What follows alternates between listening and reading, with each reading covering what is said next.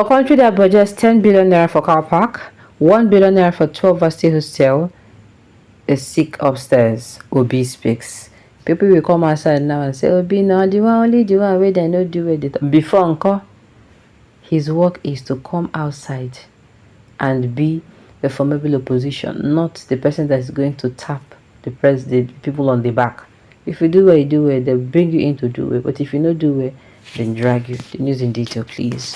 The Idu Judy Abuja, the Labour Party presidential candidate, Mr. Peter Obi, has again condemned the financial recklessness and misplacement of priorities in the allocation of funds by the federal government. A statement by Obi spokesperson Dr. Tanko Yunusa yesterday said the former Anambra governor knocked the continued deployment of public resources to non-essential areas of the government. Obi expressed sadness that despite the poor and embarrassing position of Nigeria in the global average in school enrollment, the government is budgeting a paltry 1 billion naira for the construction of hostels in 12 tertiary institutions, while 10 billion naira is going for building of car parks and recreational facilities. According to Tanko, Obi wrote on his X platform saying, as the giant of Africa, which we are, I remain concerned about our physical indiscipline as a nation. Imagine the situation in our educational sector, where the global average of secondary school enrollment is above 80%, but Nigeria is 28%. The global average of tertiary school enrollment is above 55%, while Nigeria is less than 15%. Yet, our budget for the National Assembly car parks is 6 billion naira. The budget for the National Assembly recreational facilities is 4 billion naira. Approved for the construction of hostels in 12 tertiary institutions is just 1 billion naira. It is time for us to stop this financial indiscipline and embrace financial discipline by prioritizing the allocation of resources to the critical areas of human and national development. He concluded. Meanwhile, Obi has admonished the Labour Party faithful across the country to embrace reconciliation for a better society. Obi, who was at the National Secretariat of the party alongside other loyalists in the Federal Capital Territory, also endorsed the newly elected National Working Committee of the party led by Julius Abure. He urged aggrieved party members to put the survival of Nigerians and Nigeria above other interests. He noted that Nigerians were passing through difficult times, with many unable to afford the necessities of life. How to survive this challenge should be the uppermost in the minds of well-meaning Nigerians and not the next election. We should for the time being focus on the well-being of Nigerians and not the elections. Obi explained that politicians were quick to think about the election rather than governance, which entails making life better for citizens. While addressing the mammoth crowd of party supporters during the event, he assured that he would work with the leadership to ensure that the Labour Party retains its leadership position in the FCT. According to him, the political parties exist only because Nigeria exists. As such, it behooves every one of us to work together to ensure the survival of our country because Nigeria is the only country we have.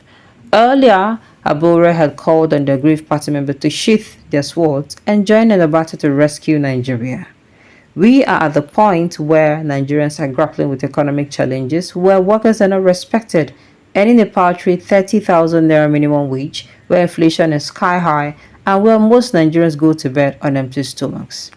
He thanked Obi for the visit and assured him that the party would do everything possible to restore unity in the party.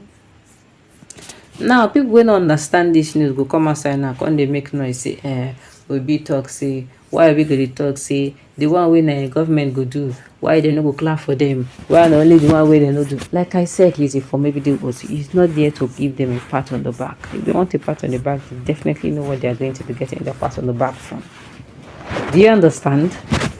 You understand what they talk? So now, P2B is coming out to say, why then go come outside? Recreational facilities 4 billion, car park 6 billion, that is total 10 billion. Then school, building of hostels 1 billion naira. Onto waiting. I don't know why P2B they refer to this country as giant of Africa, because nothing giant inside no matter. The G is no longer giant. The I is no longer giant. The A, nothing giant inside this matter. There is nothing that is screaming giant. So why they no go come outside, do the needful, do the right thing? You understand? Now wetin P2B they talk. Why they no come outside do the right thing? Say for education, make we see the level where we dey yet. We see the drag leg for the matter. We still know even they do like say. Meanwhile, they should they say education now be this one, now be that one. We dey do like say the education no follow again. Everybody want quick, sharp.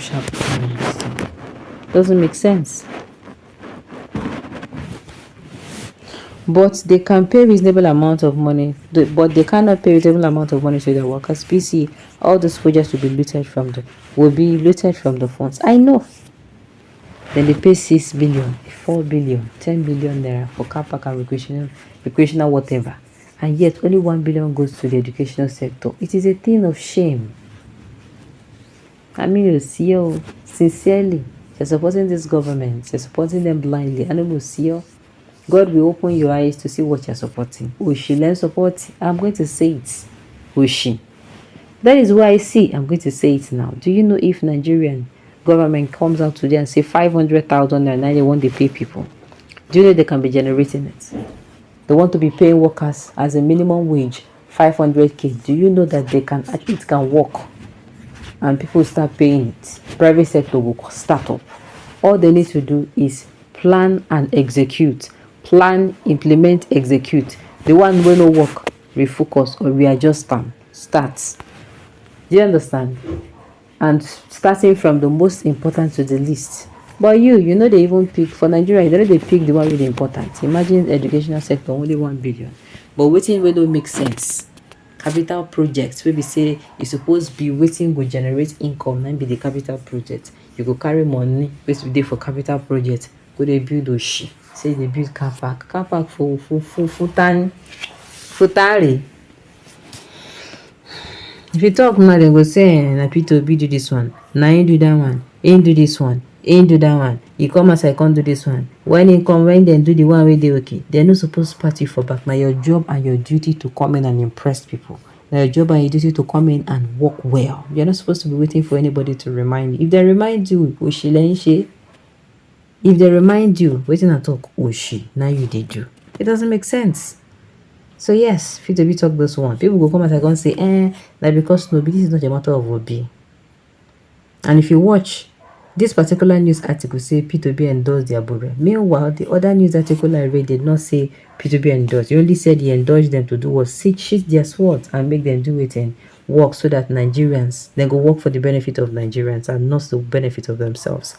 Alright, on this note, you have come to the end of the news. We say thank you for tuning in to listen. Until I come your way next time, enjoy.